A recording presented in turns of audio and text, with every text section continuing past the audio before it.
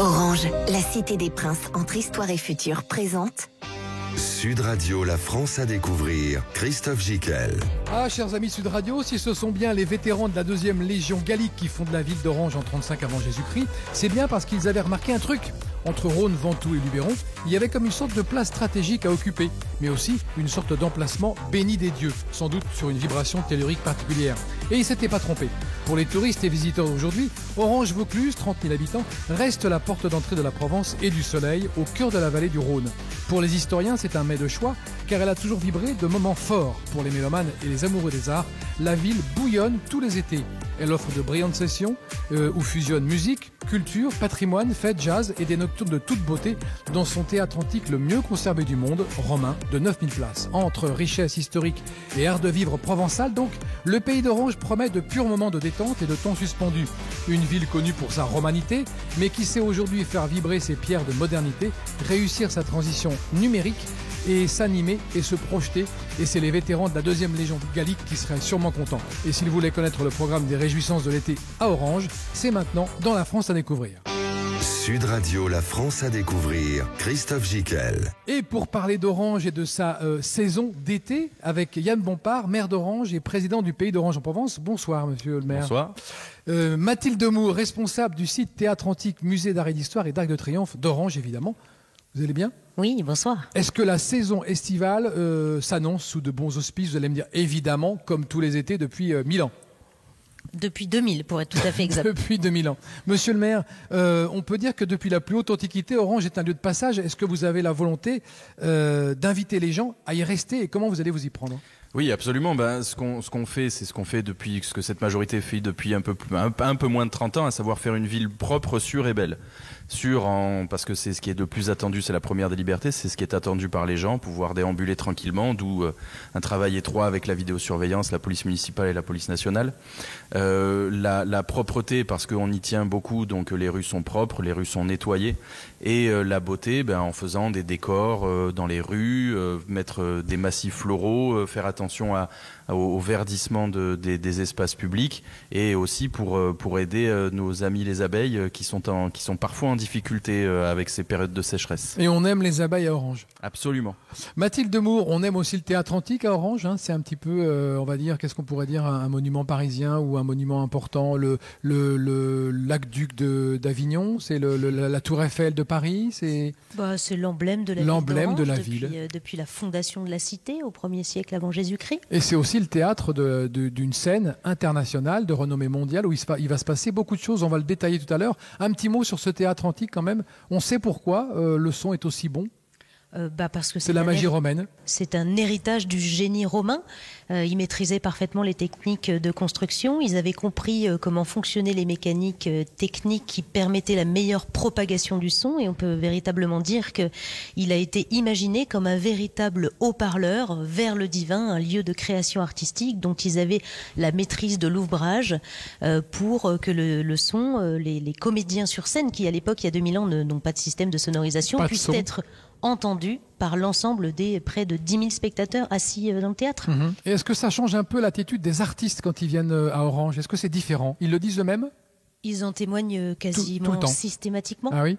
Ils vivent un moment artistique tout à fait unique. Ils sont à la fois, ils ont un mur exceptionnel. C'est l'état de préservation incroyable de ce mur qui fait 60 mètres par 30 mètres de haut, qui en impose derrière eux, et ce mur de gens, ce mur de spectateurs face à eux, cette cuvette dont on a un point de vue exceptionnel. Où que l'on soit assis dans le théâtre, on voit très bien la scène. Donc il y a vraiment une relation où l'artiste est au centre de 2000 ans d'histoire et de création artistique. L'artiste est proche de son public, le public est proche de l'artiste, il y a une communion qui se fait, une proximité. Monsieur le maire, vous en avez été témoin ? Oui, ça change un peu des autres salles un peu plus vastes, un peu plus écrasées, où en fait le contact est effectivement proche, mais l'artiste est un peu écrasé. C'est très rare, voire même exceptionnel pour pas dire inédit, d'avoir un public qui est sensiblement plus haut que soi et aussi proche. Parce que même quand vous prenez les grands stadiums américains, certes c'est très très haut, mais c'est très très éloigné. Oui. Là vous n'avez pas besoin d'écran de 40 mètres de large pour voir l'artiste effectivement. Donc on est sur un rapport, comme tout ce qui est à Orange, particulièrement unique et excellent. Une des entrées de la ville, c'est évidemment l'Arc de Triomphe sur lequel vous avez fait un gros travail de préservation. Oui. Votre boulot en tant que maire, quand on est maire d'Orange, c'est aussi ça, préserver, sauvegarder, faire attention aux pierres? C'est absolument nécessaire parce que même si c'est pas à la mode chez certains de mes collègues, nous on est particulièrement attachés au patrimoine, à l'histoire et à la transmission de l'identité. Et donc ça a pris 27 ans pour requalifier l'avenue, pour redonner à l'avenue de l'Arc de Triomphe la grandeur qu'elle aurait jamais dû perdre et qui s'allie. On a retrouvé son axe un peu, non? Voilà, c'est ça. On a retrouvé son axe et son élargissement, j'allais dire, parce que c'est l'entrée de la ville, le théâtre, l'Arc de Triomphe, qui mène au théâtre antique, qui menait jusqu'au et puis qui menait jusqu'au temple en fait, qui était à côté de la colline. Tout était bien géométrique et bien calculé par nos ancêtres les Romains. Mathilde Demour, vous êtes responsable du site antique. En fait, vous êtes responsable de toute l'histoire de la ville et de sa préservation. Qu'est-ce que vous avez découvert en rénovant cet Arc de Triomphe? Déjà la qualité des sculptures. En fait, c'est presque, pour parler vulgairement, c'est une BD à ciel ouvert, cet Arc de Triomphe. Il commémore en fait les plus c'est pas grandes... très vulgaire quand même. Oui, c'est même plutôt bon signe. C'est aussi très parlant pour toutes les générations. C'est-à-dire que vraiment, on a sous les yeux des sculptures d'une qualité exceptionnelle qui parlent tout de suite, dont on identifie tous les détails. C'est un travail architectural qui est hors du commun. Et donc, j'ai la chance de pouvoir participer à la valorisation de ce monument qui, lui aussi, on le rappelle, est classé au patrimoine mondial de l'UNESCO, la même année que le Théâtre Antique, en 1981.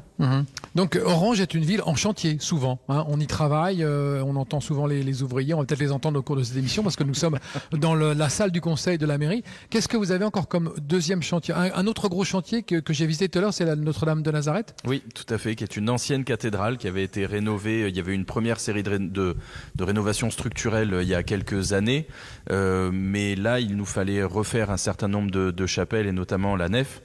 Et ça n'a pas été une mince affaire parce que c'est un travail en étroite collaboration alors avec la DRAC, avec nos assistances à maîtrise d'ouvrage qui sont des architectes qualifiés, des monuments historiques, et donc c'est toujours passionnant de les voir se bagarrer se bagarrer ou s'expliquer en disputatio universitaire pour expliquer quel est le type de décor qui avait été fait, à quelle période, et puis maintenant qu'on a passé toutes ces périodes, quel décor on remet en avant.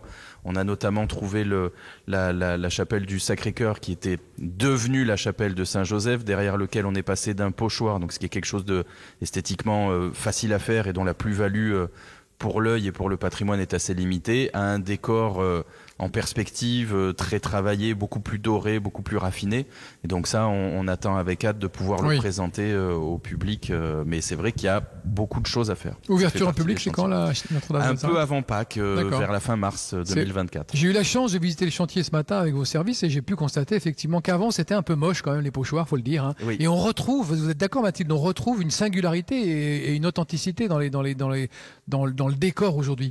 Oui, tout à fait. C'est la qualité du travail de restauration, mais qui est fait à la cathédrale, tout comme au Théâtre Antique, tout comme à l'Arc de Triomphe, qui permet de révéler ce patrimoine bâti, notre histoire multimillénaire, et ensuite de donner de multiples perspectives, de la valoriser et de l'animer. Donc c'est passionnant. Plus, avec une doctrine un peu différente, on m'a expliqué quand par exemple il manquait un doigt sur un personnage, on n'allait pas refaire le doigt. On le laisse comme ça, on le laisse en l'état.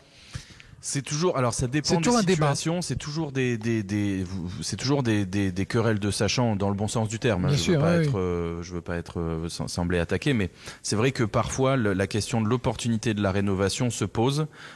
Parfois on ne refait pas ou on ne décroute pas, si vous me passez l'expression, de peur de nuire à l'authenticité de l'œuvre première.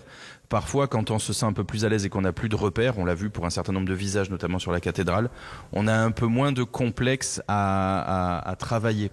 La tradition, c'est quelque chose qui s'adapte, c'est quelque chose de vivant, c'est pas quelque chose de fermé ou de sclérosé. Donc du coup, nos partenaires, j'allais dire, que ce soit l'État ou que ce soit l'architecte qui nous accompagne, le cabinet d'architectes qui nous accompagne, fait attention à l'opportunité de la restauration et à la bonne qualité de la restauration. Et on a toujours tendance, surtout à Orange, à vouloir bien faire parce que c'est des choses sur lesquelles il ne faut pas revenir tous les 50 ans.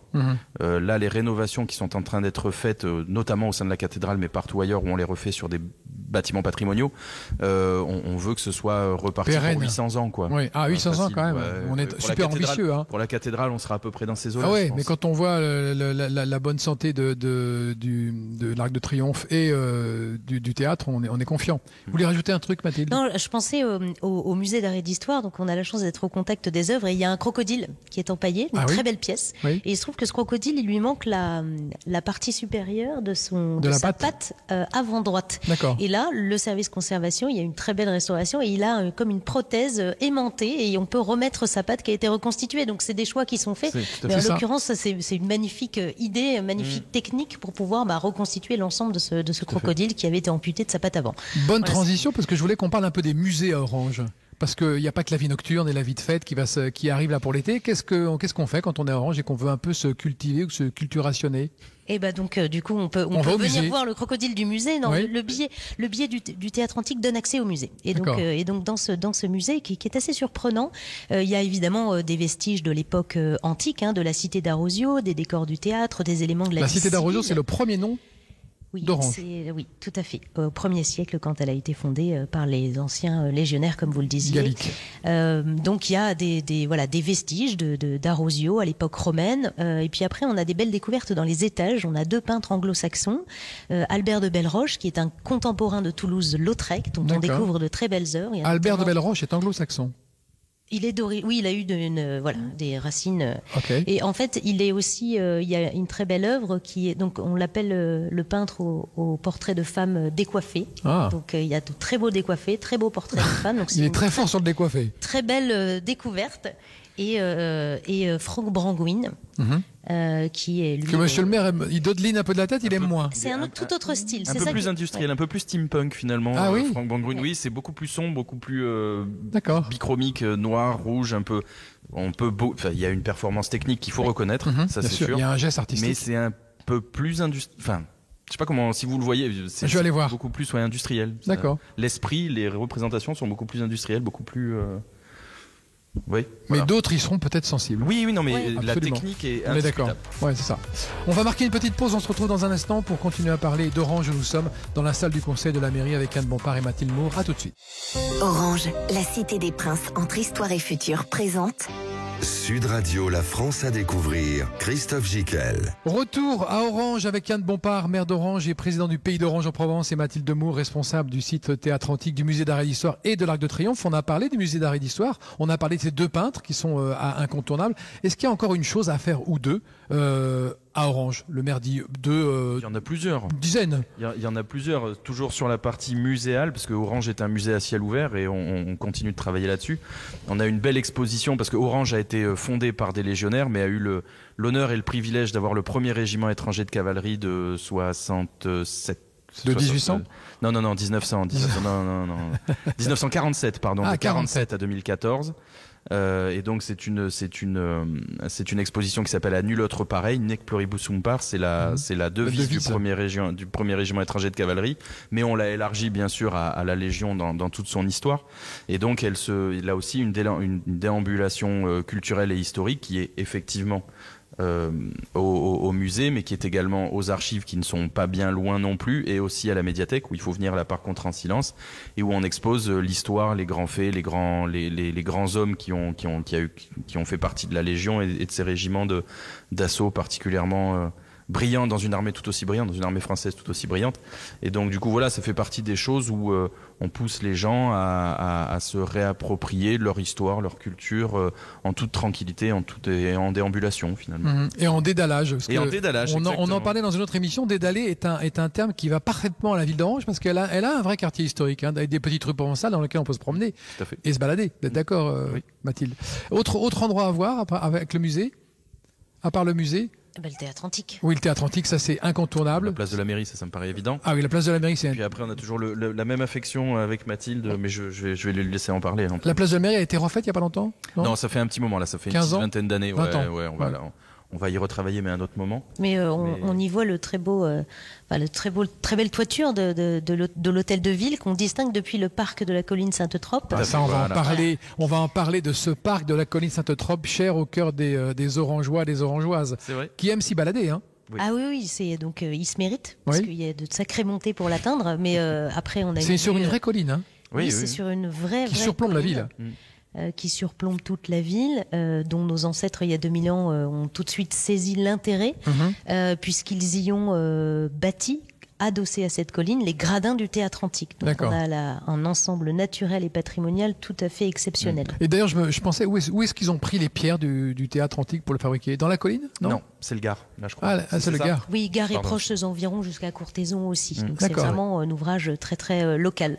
Il y a encore, il y a eu des restaurations au 19e du théâtre antique, mais il y a encore par exemple les 3 premiers rangs du théâtre antique qui sont de l'époque romaine, puisque des inscriptions en témoignent. Donc on peut s'asseoir là où les légionnaires romains, ça y est. Quelle émotion.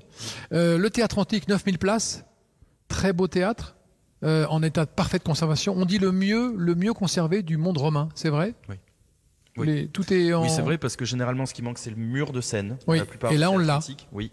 Et en plus, on y a ajouté, il y a une petite vingtaine d'années aussi, le toit de scène pour le protéger. Ça n'apporte pas, malheureusement, je crois, d'aide acoustique. Malheureusement, il me semble. Mais effectivement, c'est le mieux conservé, le mieux protégé. Alors, ça fait 6 ans de travaux de rénovation qu'on effectue aussi au théâtre antique sur le mur de scène, les gradins. Alors le toit, c'était il y a bien longtemps. Donc ça s'arrête jamais en fait. Mais non, ça ne s'arrête jamais. Quand on est dépositaire de 2000 ans d'histoire et qu'on est écrasé face à un temps de responsabilité, il faut jamais s'arrêter. Ouais. Et en plus, on a le devoir de ça. On a le devoir et on a l'obligation de le faire. Sinon, surtout à Rome. C'est un coup à être jeté du haut pas de la roche tarpéienne, mais du haut de la colline.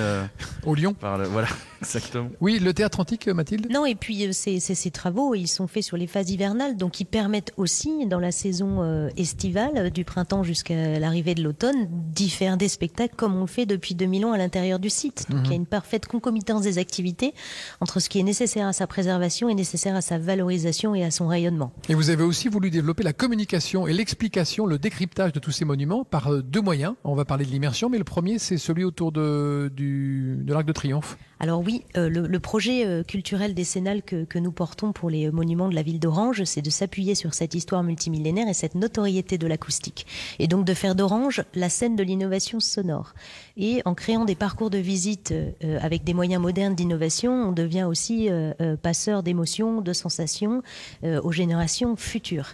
Et c'est ce que nous avons fait à l'Arc de Triomphe, où nous venons d'installer un parcours de 12 stations sonores sur donc tout autour de l'Arc de Triomphe, qui s'intègre parfaitement dans l'ancien et le moderne se marie très bien. Donc c'est des bornes qui parlent en fait. Voilà, on s'adosse à ces bornes, on contemple l'arc qui nous écrase par 2000 ans d'histoire et d'architecture, et on rencontre des personnages.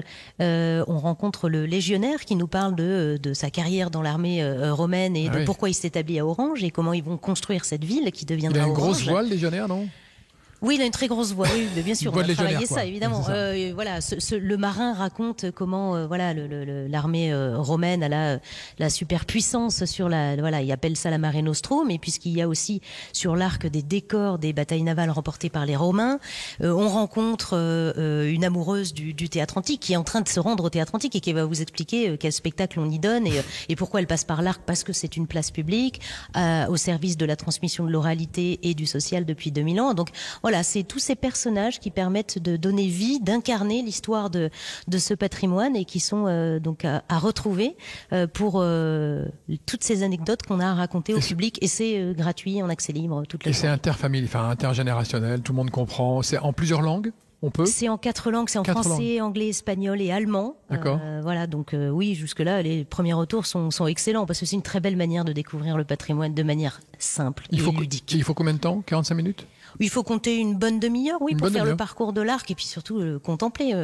On y reste souvent beaucoup plus longtemps que ce qu'on a prévu. Absolument. Mais Orange, c'est une ville où on se balade. Hein, c'est une ville où l'on flâne. Et d'ailleurs, à ce propos, monsieur le maire, quels seraient vos 3 endroits que vous nous conseilleriez comme ça, au débeauté, je dirais, comme ça ?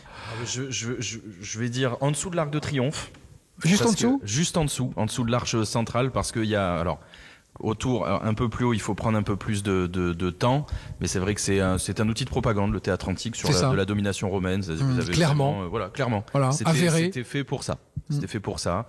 Les Romains armés et souriants, les Gaulois nus et chancelants, la tête baissée. Et effectivement, la domination sur la terre comme sur la mer, parce qu'on voit effectivement des frégates romaines en train d'écraser les autres.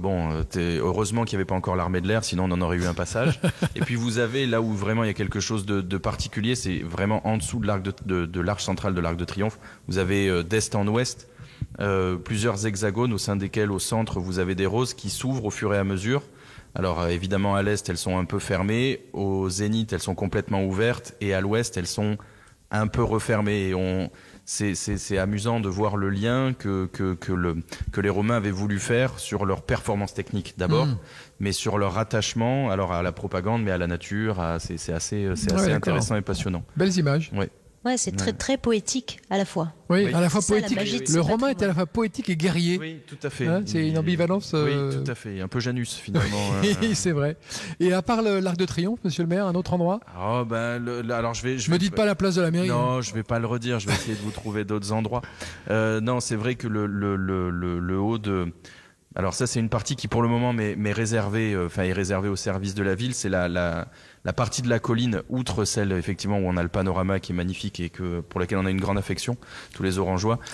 C'est une partie qu'on ne peut pas encore mettre en avant, mais qu'on va pas tarder à mettre en avant dans les travaux d'ici la fin de l'année. C'est le château médiéval qui était vraiment le promontoire sur la colline, qui était l'une des forteresses qui a tellement inquiété le roi Louis XVI qu'il y a passé les 3/4 de sa réserve de poudre pour pouvoir la détruire. Et il n'y est pas arrivé. Et difficilement, très difficilement. Ouais. Parce que les murs étaient très épais, non? Les murs étaient particulièrement épais.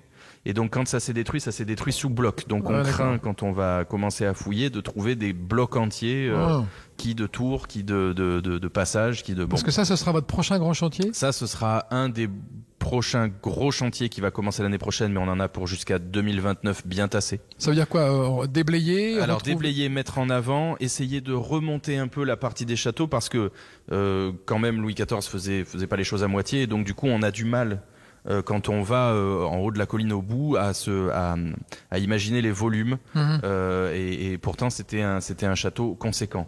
Donc ce qu'on va faire, et en plus il mange sur une partie qui est en dessus du théâtre antique en fait, tout avait été bien pensé. D'accord. Donc du coup il y a des endroits où on va remonter les murs, il y a d'autres endroits où on va dégager un peu, on va libérer les douves, on va faire des passages aussi, un peu plus d'éclairage, remonter un certain nombre de murs pour qu'on puisse se rendre compte des volumes du château. À terme, ça c'est un petit peu ma petite folie, mais je pense que ce sera pas pour tout de suite. J'aimerais qu'on arrive à trouver un moyen de pouvoir non pas le reconstruire parce que ce serait trop compliqué, mais via les outils numériques modernes, pouvoir en faire comment on appelle ça, une restitution. Ouais, une restitution. Alors soit par la lumière. Oui. Comme on voit sur les façades. Modélisation. Oui, c'est ça. Soit en réalité virtuelle, soit vraiment en hologramme. En hologramme, voilà, c'est ça. alors je sais pas si c'est techniquement faisable. Là, je pense que c'est faisable, mais il va nous falloir d'abord faire ces premiers travaux de fouille et de mise en avant. Il y en a pour quelques années, mais ça fait partie des endroits que j'ai l'infinie chance de voir. Je sais pas si vous les avez visités, Mathilde, mais oui. vous avez. Mathilde, oui. Toutes les vieilles pierres, c'est son truc. Donc du coup, ça, j'ai hâte que ça puisse commencer et qu'on puisse là aussi pouvoir le restituer aux Orangeois et aux touristes. Ouais, très bien. Ouais. Un gros chantier, Mathilde, qui va se définir un peu, dont vous allez être responsable peut-être aussi, vous allez jeter un œil dessus. Témoin privilégié dans un premier temps, mais ça c'est le quotidien ici quand on a la chance de travailler dans une ville qui a un patrimoine multiséculaire qui touche l'Europe, l'histoire de notre pays, l'histoire de l'Europe et même du monde. Donc c'est passionnant d'assister, d'être aux côtés des équipes de recherche, d'assister à comment se construit un chantier de cette envergure, parce que monsieur le maire est très modeste. C'est beaucoup d'équipes qui sont mis à disposition, des services étatiques, des services de recherche, et être au contact de cette énorme machine de préservation de notre patrimoine au quotidien, on a extrêmement une chance inouïe en fait. Ouais, c'est vrai.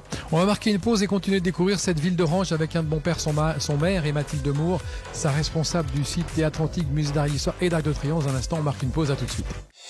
Orange, la cité des princes entre histoire et futur présente Sud Radio, la France à découvrir. Christophe Gicquel. Retour à Orange avec Anne Bompard, son maire et président du Pays d'Orange en Provence, et Mathilde Moore, responsable du site Théâtre Antique du Musée d'Art et d'Histoire d'Arc de Triomphe. On a parlé beaucoup des monuments historiques, on a parlé de ces monuments qui tiennent au cœur, qui sont chers au cœur des Orangeois. Est-ce qu'on peut parler maintenant des festivités d'Orange? Parce que Orange est quand même une ville qui a une renommée nationale et internationale dans beaucoup de domaines, notamment musicaux. On est des mélomanes à Orange, monsieur le maire?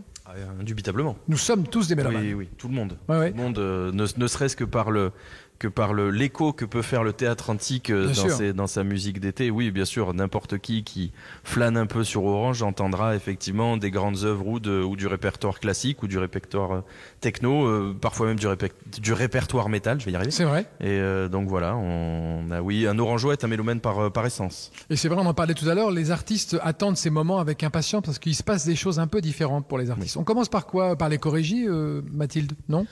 Oui, c'est le gros festival morceau. À ciel ouvert qui se tient depuis 154 ans, il me semble, au Théâtre Antique. Donc oui, il fait partie du lieu, de l'histoire de la ville. Donc pour résumer, c'est des choristes. Et des œuvres symphoniques. L'art lyrique qui prend plusieurs formes parce que il y a une diversité aussi de la proposition artistique. Donc entre le 22 juin et le 24 juillet, les temps forts, c'est évidemment le Carmen, l'opéra de cette saison. Tout le monde y sera autour de cette table? Oui, bien sûr. Et puis on ne sera pas les seuls puisque le spectacle est presque complet. C'est vrai déjà? Oui. Il y aura un autre temps fort, c'est le ballet de la Scala, le 15 juillet. Et puis, pour montrer aussi tout ce programme très éclectique, c'est le Eastwood symphonique, que Monsieur le maire aussi attend particulièrement. Oui, c'est Monsieur le maire qui les a bookés, Non, pas du tout. Non, pour le coup, à tout seigneur, tout honneur, c'est Monsieur le directeur des chorégies et Monsieur Grinda qui l'a proposé au conseil d'administration à la programmation et ça a été voté à l'unanimité. Et c'est vrai que Kyle Eastwood alors déjà, moi j'ai beaucoup d'affection pour son père en tant qu'acteur et en tant que musicien aussi, même si c'est un peu moins connu, il est pianiste. Ouais, et réalisateur. Oui, tout à fait. Et son fils est un contrebassiste de talent. Et effectivement, oui, ça fait partie des dates particulièrement appréciées. Evgeny Kissine aussi quand même, qui est un des plus grands pianistes au monde, ça fait quand même plaisir d'avoir à Orange aussi. Est-ce que ça veut dire que vous serez tous les soirs spectateurs? Je vais tâcher de faire au mieux, mais oui, ça sera pas la corvée de l'été, ça c'est sûr. C'est quand même un grand moment. C'est quand même un moment merveilleux et magique. Absolument. Quoi. Qu'est-ce qu'on a d'autre en tête d'affiche? Je dirais Sting, le 25 juillet. Ah oui. Il est passé il y a 23 ans. Il y a un petit moment. 43 ans. Il y a des images d'archives sur l'INA qui sont absolument savoureuses, que je vous invite à aller voir. Il est dans les gradins torse nu. Il a même pas une trentaine d'années à l'époque, je crois. Et il raconte comment le poids lourd au détour d'un virage dans les chemins de l'Ardèche s'est renversé, que toute la technique est en retard, mais qu'il est très content d'être là dans les gradins du théâtre parce qu'il trouve le lieu magnifique. C'est génial. Donc on a hâte qu'il témoigne à nouveau de cette magie. Et donc ça sera le 25 juillet. Ça va être un des temps forts de l'été sur la pop variété, parce qu'il y aura aussi d'autres styles musicaux, bien évidemment. On a Jamiroquai aussi. C'est la seule date en France, donc on en est assez fiers. Carrément. Là, c'est un peu plus pop, donc voilà. Puis on a le groupe numéro 2 de métal aussi, Megadeth. Attendu par Monsieur le maire avec beaucoup d'impatience. Tout à fait, absolument. Parce qu'il était il est toujours fan de métal. Oui, tout à fait. De quel groupe particulièrement? C'est Metallica. C'est la référence. Original. Oui, voilà. J'aime bien les valeurs sûres. D'accord. Et donc du coup, voilà. Mais je suis très heureux que Megadeth, qui est le numéro 2, soit présent. Et les autres noms, qui sont tout aussi apprécié. Moi, il y avait des groupes que je connaissais pas, mais notamment, un groupe qui ressemble beaucoup à CDC, c'est assez amusant. Ah oui, d'accord. Ouais. Et pas d'inquiétude quant à la population que draine le festival de hard rock et ce magnifique théâtre antique? Non, pas du tout, parce que c'est justement, on avait fait la première édition l'année dernière, et c'est justement contre toute attente, on pourrait dire, tant les forces de sécurité que les forces de propreté, que les agents de propreté de la ville ont particulièrement apprécié le public et particulièrement respectueux. Disciplinés, gentils, affables, même dans les bars ou dans les restaurants, ils en ont été particulièrement satisfaits de cette clientèle. C'est pas des gens belliqueux, Non, pas du tout. Non. La musique adoucit les mœurs et le métal en fait partie. Et même le métal. Le 2 juin, nous avons le Orange Symphonic Show avec Elise Moon. Quelle drôle d'idée. Racontez-nous cette histoire. En fait, ça m'a été proposé par le directeur du conservatoire, dont le frère est chef d'orchestre de la Malérienne Camerata, et qui en fait a voulu proposer une opération de médiation et j'aime pas le terme, mais c'est un peu comme ça que je l'assimile, de vulgarisation de la musique classique. Parce qu'en fait, Elise Moon est un grand amateur et un grand spécialiste de musique classique, notamment de Wagner. Mais là, il y aura pas que Wagner, il y aura Debussy, il y aura un certain nombre d'œuvres classiques connues ou moins connues du reste. Mais on est particulièrement attaché à ce que à ramener un public, le classique a son public, mais on aimerait qu'il y en ait encore plus. Oui, parce qu'il y a toujours cette notion d'un peu rébarbativité, un peu lointaine, alors que pas du tout. Alors que là, il faut le décrypter. Exactement, en ayant un médiateur qui soit populaire, mais qui soit aussi drôle et qui soit aussi sachant en fait. Ça permet de ramener parce qu'en plus ça va être outre l'orchestre, il y aura des élèves du conservatoire, donc ramener un peu, vulgariser un peu dans le bon sens du terme. Et ramener aux bases et à la musique élémentaire et première dans le bon sens du terme, qui est la musique classique et qui est la mère de tous pour moi, de toutes les autres musiques. Ça nous semblait être quelque chose à faire, comme d'autres le font, hein, la collection J'aime pas le classique mais ça j'aime bien, ou etc. Ça nous semblait nécessaire, surtout dans une ville connue mondialement pour l'art lyrique. Apporter notre modeste aide. C'est une belle idée, je trouve. Une idée originale. Oui, on essaye. Et Elie Moult s'est prêté au jeu parce qu'il a travaillé avec le Conservatoire d'Orange. Tout à fait. Les répétitions sont en cours. Ah oui. Oui. Il est je crois que ça se rédige. Parce qu'il y aura 200 choristes, je crois, j'avais noté. 200 choristes, un orchestre symphonique et un ballet.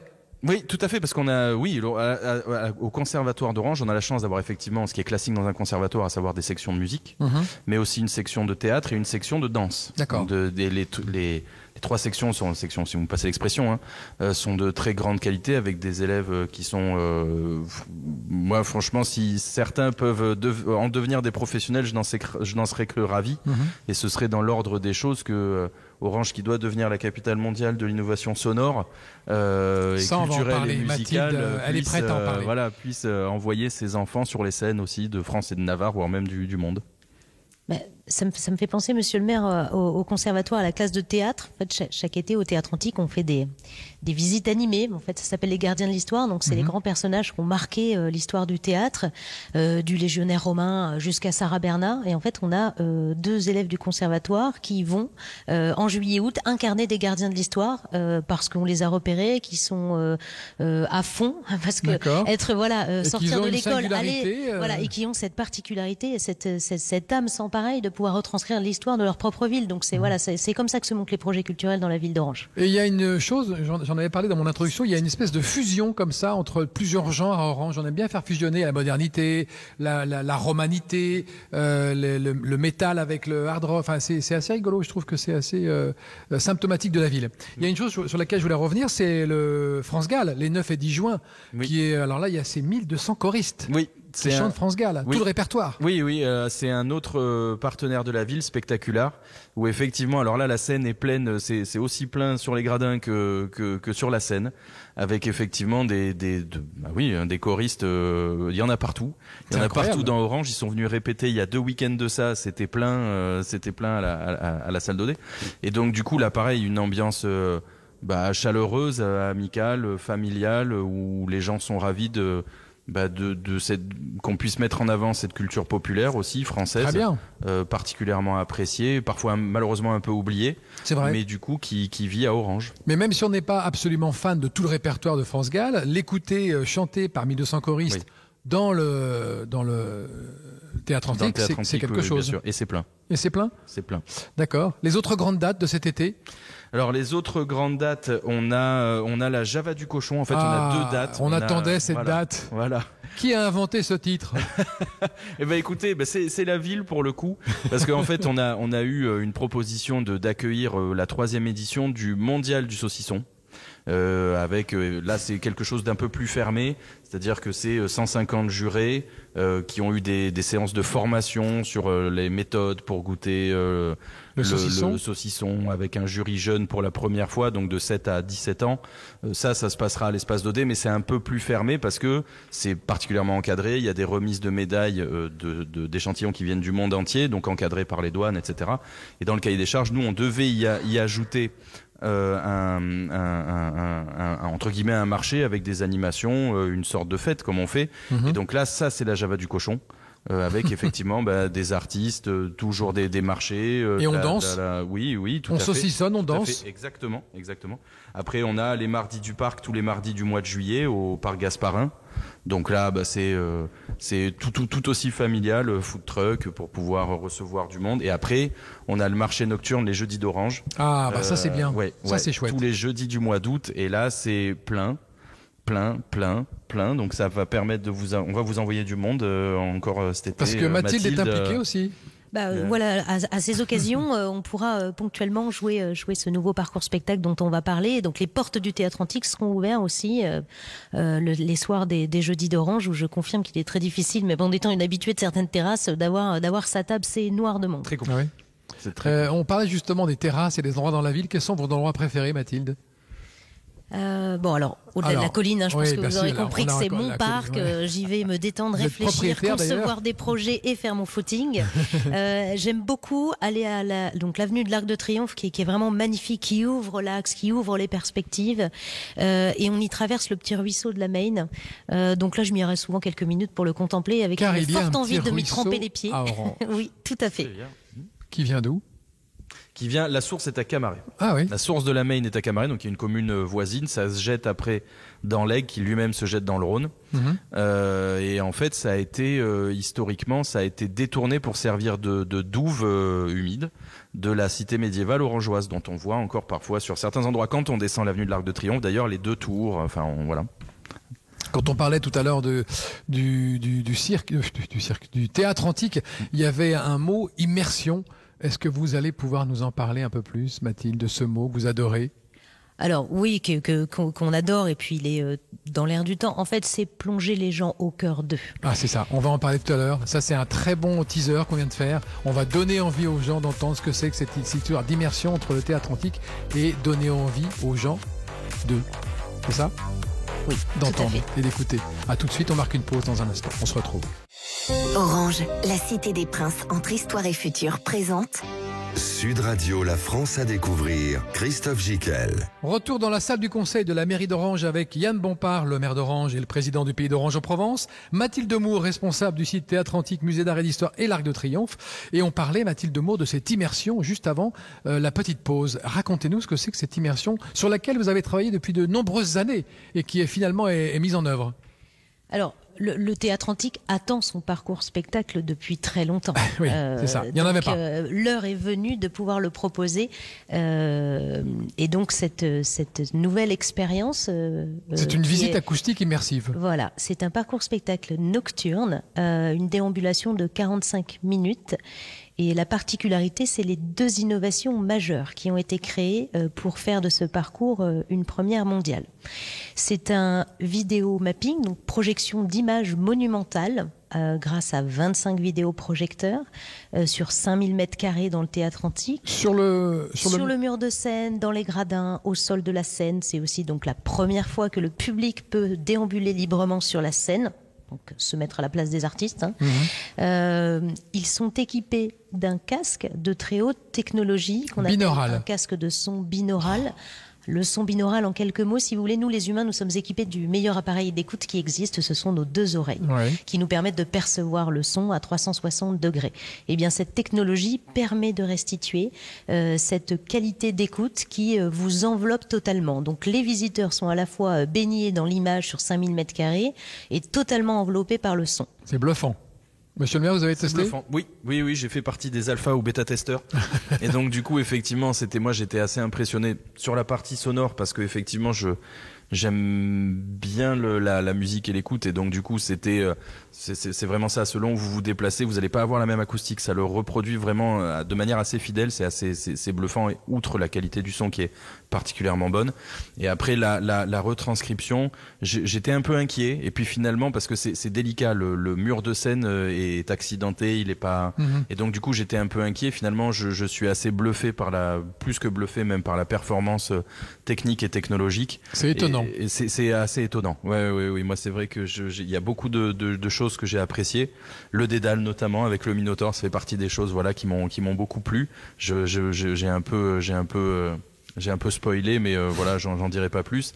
Mais c'est vrai que c'est 3 quarts d'heure qui passent assez rapidement, en fait. Et qu'est-ce qu'on y voit, qu'est-ce qu'on apprend, Mathilde ? Eh bien, justement, le dédale, le Minotaure, tout ça, ce sont des sujets qui traitent de la mythologie gréco-romaine, puisque c'est un sujet qui fait appel à notre imaginaire, qui est intergénérationnel, qui nous fait fantasmer depuis la nuit des temps.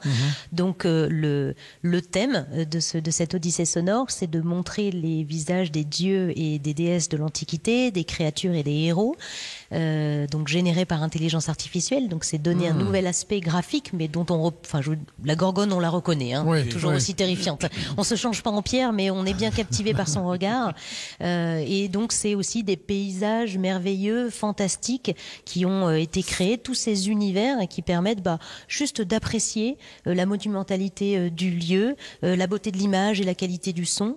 La bande sonore est réalisée par des designers sonores, donc c'est des magiciens du son. Bien sûr, ouais. Ils reprennent aussi tous les registres de la richesse musicale et sonore de notre monde.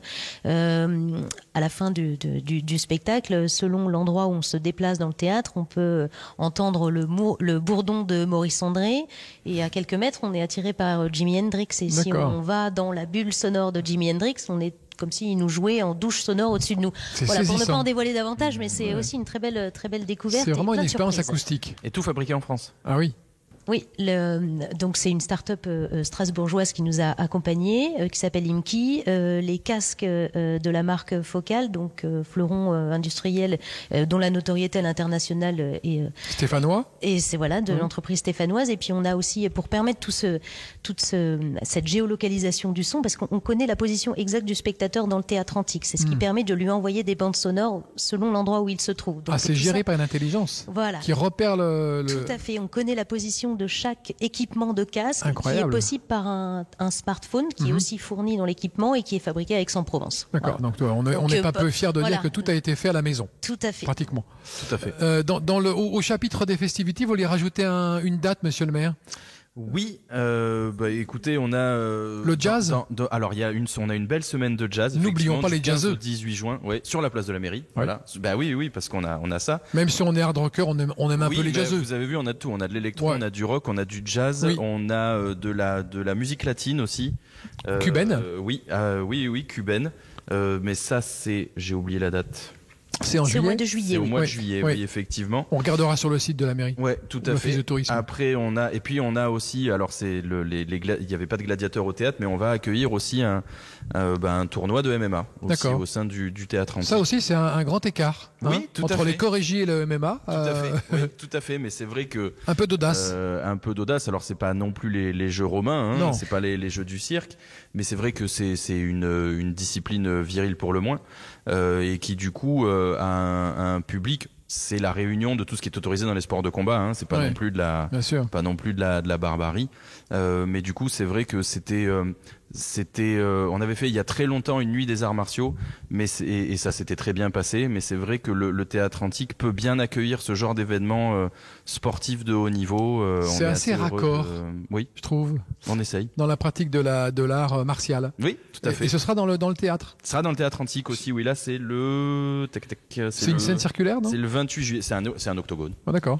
Un octogone classique du MMA. D'accord. Voilà. Au rayon des chantiers, monsieur le maire, on avait aussi un deuxième chantier que j'ai visité ce matin, c'est l'Hôtel Dieu. Oui, tout à fait. Orange, comme toutes les grandes villes, avait son lieu pour accueillir les nécessiteux, et donc effectivement on a rénové l'Hôtel Dieu, qui était dans les années 90 l'hôpital public, qui était devenu l'hôpital, puis après l'hôpital s'est déplacé, et donc du coup on s'est retrouvé avec ce bâtiment somme toute assez conséquent à rénover, et en fait on a décidé d'y déplacer les archives parce que ça reste en centre-ville, ça reste un monument d'intérêt historique et patrimonial somme toute assez conséquent, et donc du coup que ce soit outre ce qu'on a pu faire pour l'exposition de la Légion, la médiathèque, le musée, et puis aussi ces archives qui accueilleront certes la partie archivistique tout à fait passionnante et riche à Orange, parce qu'on a des échanges épistolaires entre le prince d'Orange et le roi de France qui datent d'un petit moment, et puis aussi faire des expositions permanentes et temporaires sur la partie soins, sur la partie apothicarie, sur la partie manière de faire, un petit jardin des simples, etc.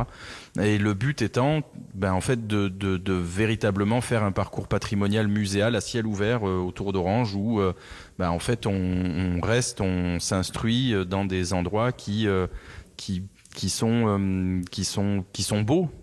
Absolument, voilà. Tout simplement, ils sont harmonieux. Voilà, exactement. Est-ce qu'on peut dire qu'entre le Orange d'il y a 20 ans, 30 ans et le Orange aujourd'hui, il n'a fait que s'embellir, se transformer?